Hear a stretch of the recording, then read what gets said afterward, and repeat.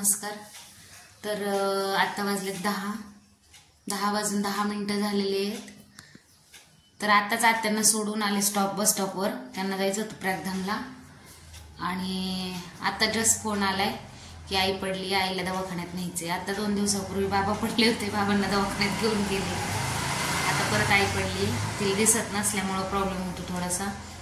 रस्ता चुकली आणि सायकलला धडकून थोडीशी पडली, लागली तिला। तर तिला घ्यायला चालली मी आता। तिला घेऊन दवाखान्यात दाखवून परत घरी सोडायला लागन। माझे राहिलेत कपडे धुवायचे, पण म्हटलं आधी आईला दवाखान्यात दाखवून आणि देवपूजा वगैरे झाली, असं सगळं आवरले। माझं सगळं आवरून झाले, भांडी वगैरे झाल्यात, फक्त कपडे धुवायचे ते ठेवणार आहे तशीच, आल्यावर धुईन।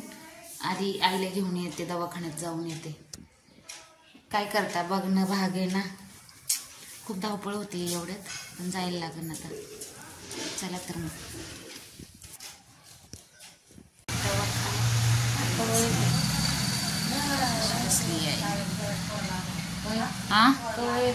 काय माहिती, बराच वेळ झाले गेल्यात वाटतं बाहेर।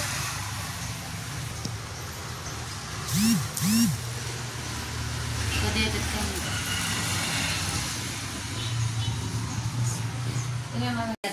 माहिती। स्वयंपाक झाला, कपडे धुतले, टोमॅटो चटणी केली, आईनेच करून ठेवली, भाकरी टाकले मी 2। तर जेवायचे आम्हाला। कवा येतात ग बाबा? येते ना आता, बघ किती वाजले ते। किती वाजली, देवपूजा बिजा झाली तिची सगळी।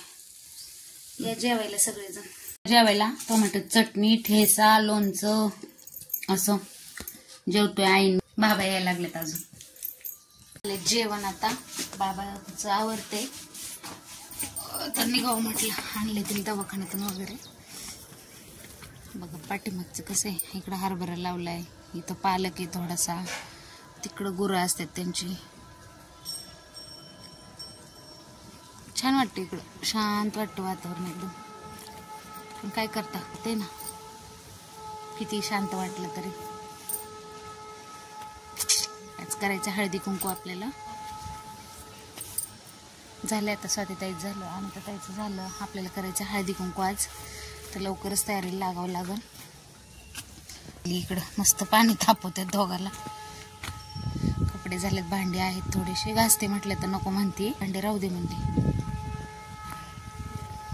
काय झालं? काय झालं सारखा? ते हे होतं सवय मोडती त्यांनी जरा, त्याच्यामुळं।